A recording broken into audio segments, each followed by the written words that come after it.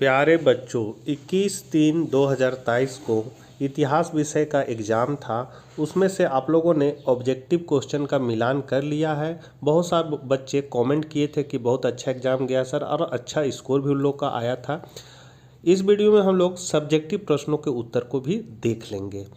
11th के बच्चे जो 12th में जाएंगे और जिनका इतिहास विषय है वे भी इसे ध्यान से देख लीजिए, और चैनल पर पहली बार है तो सब्सक्राइब कर लीजिए, घंटी का आइकन को दबाकर ऑल नोटिफिकेशन ऑन कर लीजिए, और इतिहास के बच्चों तक यह वीडियो जरूर शेयर करें।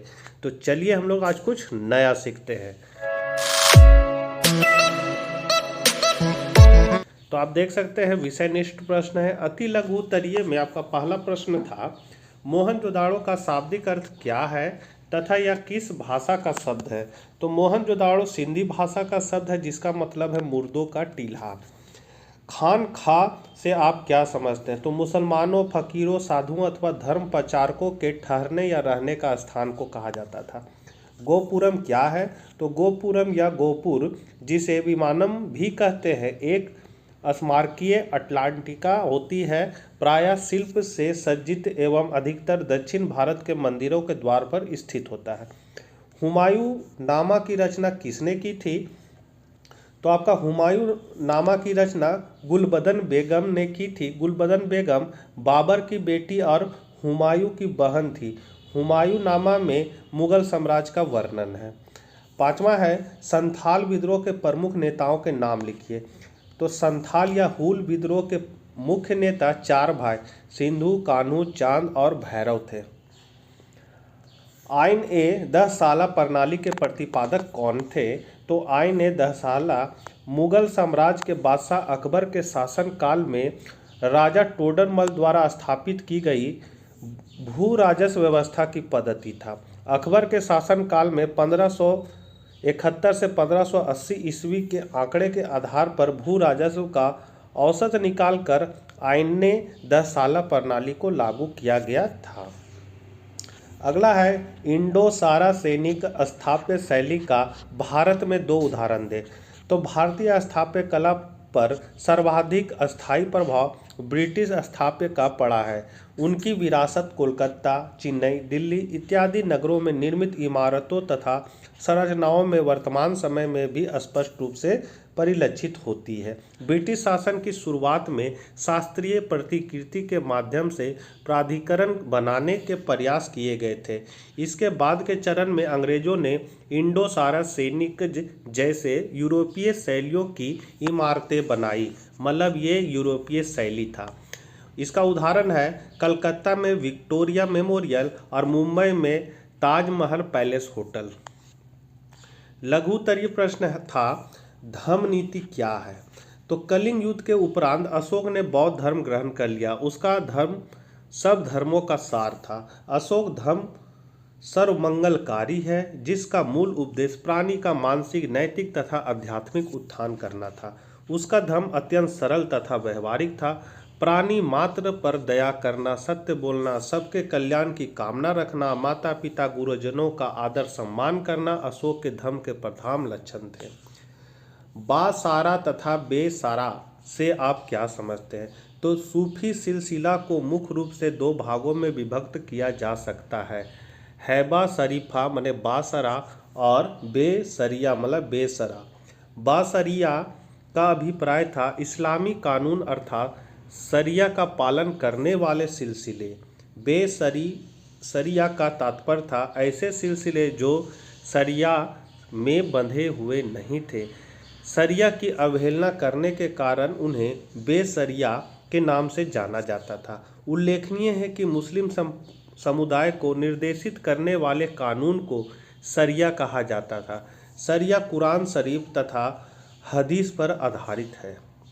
10वां था, अस्थायी बंदोबस्त व्यवस्था कब और कहां तथा किसने लागू किया।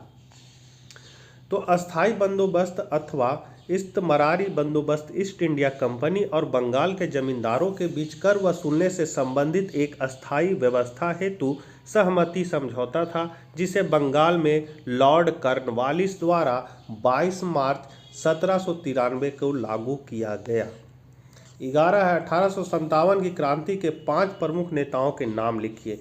तो स्वतंत्रता संग्राम की इस पहली जंग में एक ओर थे मुगल बादशाह बहादुर शाह जफर, तात्या टोपे, महारानी लक्ष्मीबाई, मंगल पांडे, नाना साहेब पेशवा व नाना फडणवीस जैसे महान जांबाज थे।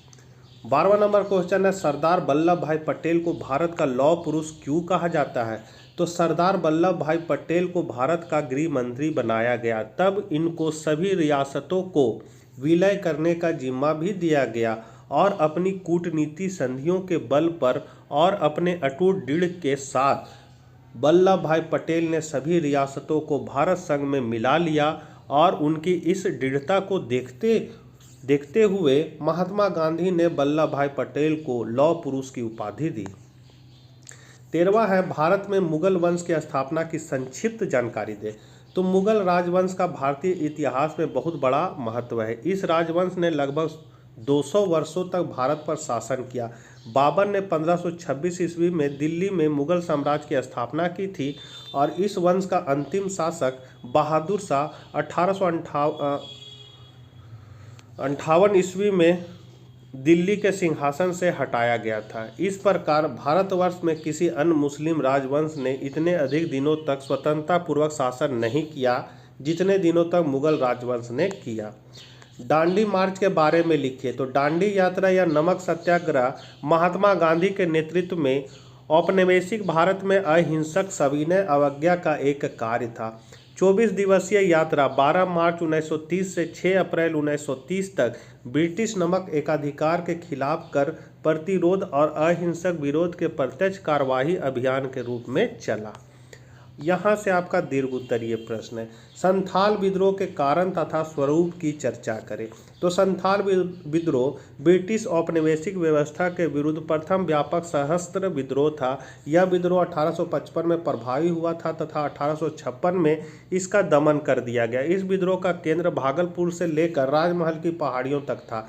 इस विद्रोह का मूल कारण अंग्रेजों के द्वारा जमींदारी व्यवस्था तथा साहूकारों एवं महाजनों के द्वारा शोषण एवं अत्याचार था।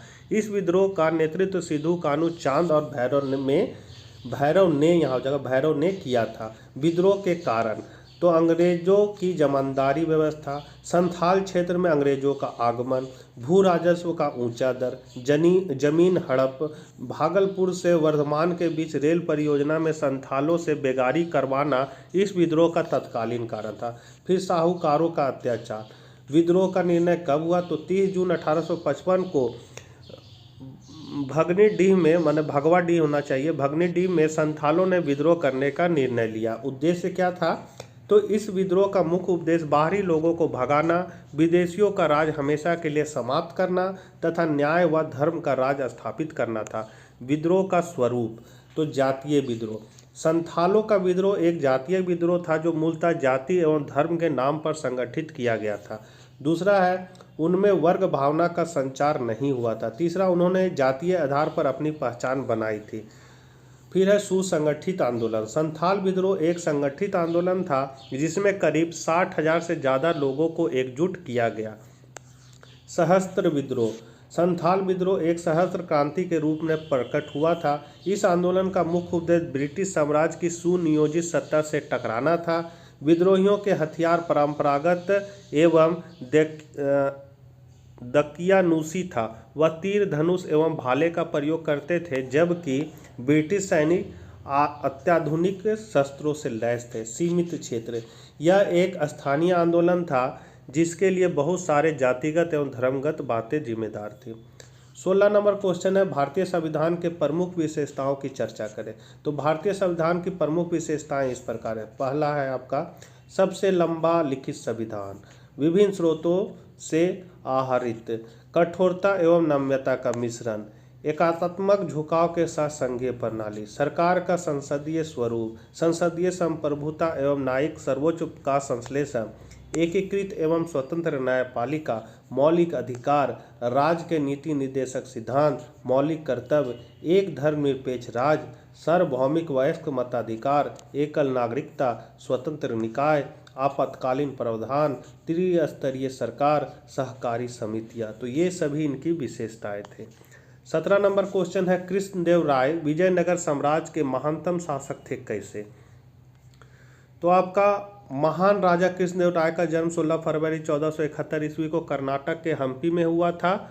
उनके पिता का नाम तुलवा नरसा नायक और माता का नाम नगला देवी था। नरसा नायक सालू वंश के एक सेना नायक थे। नरसा नायक ही सालू वंश के दूसरे और अंतिम कम उम्र के शासक इम्पाडीह नरसिंह के संरक्षक थे। बाद में नरसा नायक ने शासक इम्पाडी नरसिंह को रास्ते से हटाकर 1491 में विजयनगर की सत्ता हासिल की। 8 अगस्त 1509 को राजा बने कृष्णदेव राय। तो 1503 ईस्वी में नरसा नायक की मृत्यु के बाद कृष्णदेव राय के बड़े भाई वीर नरसिंह सिंहासन पर बैठे। 40 वर्ष की उम्र में किसी अज्ञात बीमारी से वीर नरसिंह की भी मृत्यु हो गई और तब 8 अगस्त 1509 ईस्वी को कृष्णदेव राय का राज तिलक किया गया। विजयनगर साम्राज्य के संस्थापक हरिहर प्रथम बुक्का राय थे। उन्होंने सल्तनत की कमजोरी का फायदा उठाकर होयसल राज यानी को हासिल कर लिया था, जिसके बाद हस्तिनावती यानी हम्पी को विजयनगर साम्राज्य की राजधानी बनाया गया। हम्पी कर्नाटक में स्थित है। हम्पी के मंदिरों महलों के खंडरों को देखकर समझा जा सकता है कि प्राचीन विजयनगर कितना विशाल और भव्य रहा होगा। लंबे समय तक दक्षिण के बड़े हिस्से पर रहा कृष्णदेव राय का शासनकाल। तो कृष्णदेव राय तुलु वंश में थे। उन्होंने विजयनगर पर 1509 से 1525 ईस्वी तक शासन किया। राजा कृष्णदेव राय कूटनीति में माहिर थे। उन्होंने अपनी बुद्धिमानी से आंतरिक विद्रोहियों को शांत कर बहमनी के राज्यों पर अधिकार हासिल किया था। कृष्णदेव राय ने राज संभालने के बाद अपने साम्राज्य का विस्तार अरब सागर से लेकर बंगाल की खाड़ी तक कर लिया था, जिसमें आज के कर्नाटक, तमिलनाडु, आंध्र प्रदेश, केरल, गोवा और उड़ीसा प्रदेश आते हैं। महाराजा कृष्णदेव राय के राज्य की सीमाएं पूर्व में विशाखापट्टनम, पश्चिम में कोंकण और दक्षिण में भारतीय प्रायद्वीप के अंतिम छोर तक थी। हिंद महासागर में स्थित कुछ द्वीप भी उनके आधिपत्य में थे। शस्त्रों के साथ शास्त्रों के भी प्रवीण थे कृष्णदेव राय।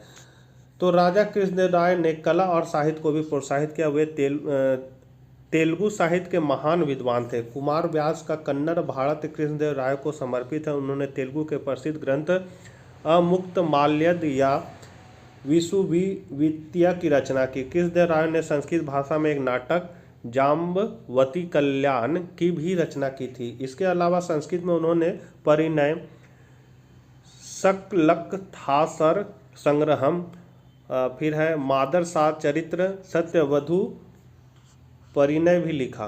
कृष्णदेव राय के दरबार में तेलुगु साहित्य के 8 सर्वश्रेष्ठ कवि हुआ करते थे, जिन्हें अष्टदिग्गज कहा गया था। ये अष्टदिग्गज मंत्री परिषद में शामिल थे और समाज कल्याण के कामों पर नजर रखते। राजा तक प्रजा की सीधी बात पहुंचती थी। राजा कृष्णदेव राय के दरबार के सबसे प्रमुख सलाहकार थे रामलिंगम यानी तेलानी रामा। कृष्णदेव राय का अनुसरण करते हुए अकबर ने भी अपने नवरत्नों में बीरबल को रखा था। आंध्र के पितामह कहे जाते हैं कृष्णदेव राय।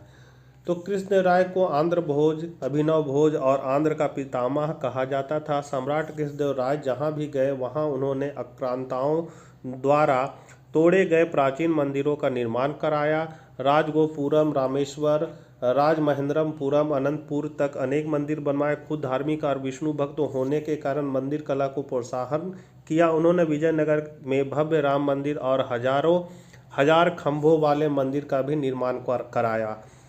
स्थापत्य कला के क्षेत्र में कृष्णदेव राय ने नागलपुर नाम का नए नगर की स्थापना की। मंदिरों के कारण विद्यालयों का जाल भी विजयनगर साम्राज्य में बिछ गया था।